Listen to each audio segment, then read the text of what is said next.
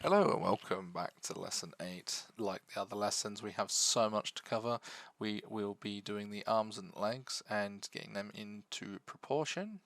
So first things first, let's shift A, bring out a UV sphere. Make sure you go into edit mode and then move the UV sphere down to the arm. We will stretch that on the Z axis and just bring that down like so. Scale it up a little and then scale it down just to try and get it the right size, the right proportion, and then we're going to rotate it.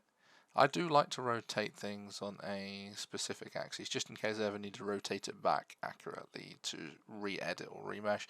This is just a little personal preference. So what I'm going to do here is I'm just lining this up as I move it into place. Don't worry about the thickness of the arm, we can always sculpt that down. It's easier, I find it's easier to sculpt things down than to sculpt them bigger. Because I find when sculpting them bigger, it sometimes loses the proportion and shape, and it's easier to smooth over or change the geometry from big to small than it does from small to big. Again, that's my opinion on on the sculpting. On different anatomy parts of the body.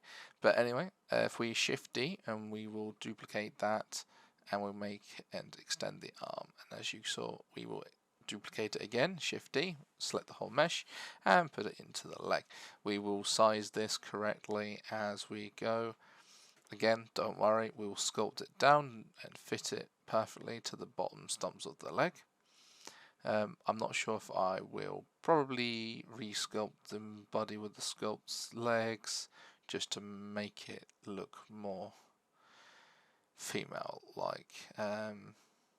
Because I never seem to be happy with what I have, so I do go over it and try and make it look better every single time, trying to improve. And the more practice and the more you do it, the better you become at it, which is definitely the way to look at things. Anyway, let's go into sculpt mode for the leg. We're just going to sculpt the leg in a little way. We're just going to put the S shape bend into the leg. Don't worry, it doesn't have to be super perfect. We will just make it tuck nice and round the bottom part of the bum and inside the leg stump. So I'm just going to speed it up here, and that's what I'm doing here, is just making it all look very nice and just pushing in the leg, pulling it out a little bit to make it look like a real leg, down to the bottom where the knee might potentially be. And then when we've finished sculpting the top part of the leg, what we will do is we will go back into object mode, then go to edit mode, select the leg, so you'd press L on the leg, and then we would then duplicate that leg and then just bring that down. So shift D is to duplicate, and we'll just move that down. What I did here is I shift D and then press Z just to move it along the Z axis, just to keep it in line, but that's not a problem. And then when we've done that, we'll then just go back into sculpt mode and then sculpt the leg. So important thing here is when you're sculpting multiple objects and they have their separate own thing, make sure the topology is turned on over there on the right hand side, as you see under advanced. This happens when you're on the grab tool on the settings on the icon of the spanner. I did put out a small little tutorial video on and explanation a bit more on this. It just helps with the sculpting when you have multiple objects together in one object mode. It will, as you can see there, as I am changing the size of the bottom bit of the leg, the top bit of the leg is not being affected by my grab tool. Unless I click on their leg by accident, then it will then change. But then, as you can see, the one at the bottom doesn't change. So here I'm just grabbing it in and out, making it look more like a leg shape. Doesn't matter if it's too bent or it's bent the wrong way. We will up the topology in just a moment and sculpt it even further.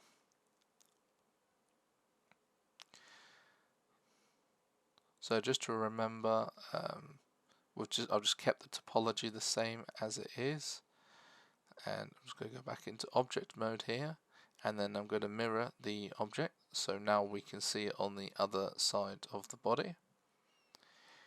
If your mirror does not work, don't worry, just press Ctrl A, reset all your transforms in object mode on your legs and arms, and then try the mirror again, and then mirror on the x-axis if your avatar is on the same dimensions as the one you see, as our one. Okay, the feet are a little bit more trickier than I expected.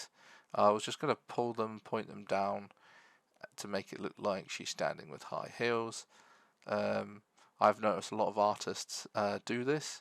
It's actually easier for later on for when you're modeling, if you need to model any shoes or boots or anything for the female avatar, which comes in handy instead of actually adding armature to the body and then bending and moving the feet. So it's a good idea to do it like this, as I've seen a lot of good artists do this like this. I'm just going to speed it up. What I'm doing here, I'm just using the grab tool again, just pushing in and pulling in and making sure it all looks neat and tidy before I use the remesh button to add more topology to it. Just speeding up and going through this. So if you want to get the legs to make it look like as nice as possible, like so.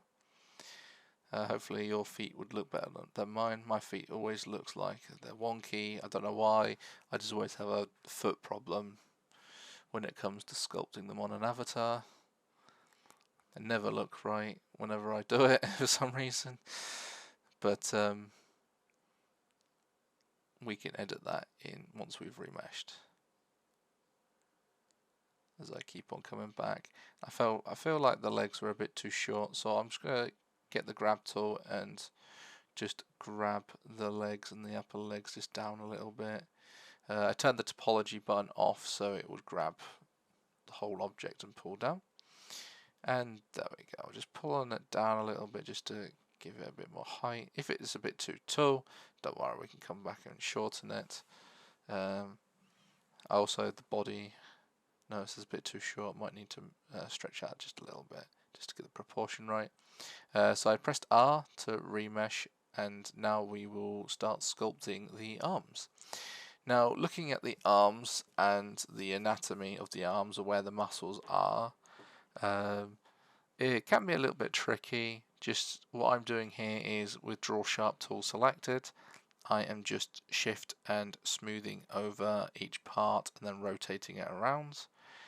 I found doing it like this tends to look and feel better because you have more control on the curvature as you're rotating around and having a good look at the arms as you are sculpting them down.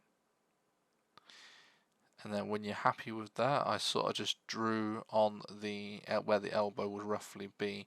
So I hit my number 3, which is my keybind, into for clay strips, and then I just lowered my brush a little bit on the radius and then just draw on the elbow with the clay strips, and then just smooth that down just a little bit. Doesn't need to be too sticking out. It's just roughly where I'd be. I'll probably move that up a little bit higher because it might look a bit too low down, but I will probably sort out the stumps on the top bit of the arm as well, as it doesn't look as straight as I want it to be. And the body, I've noticed it's not as curvy as I want it to be either, so I might be re-editing the body as well at the end of this. So it's all about trial and error. It's all about trying to get the anatomies and making it look to the best you can make it look like. Look at plenty of references, the anatomy parts of the bodies if you need, and just keep on practicing, and eventually you will be able to make it look really good, probably better than mine. As it's taken me so long to do this, it can be a little tricky. Okay, that's the end of this lesson, and I'll see you in the next one.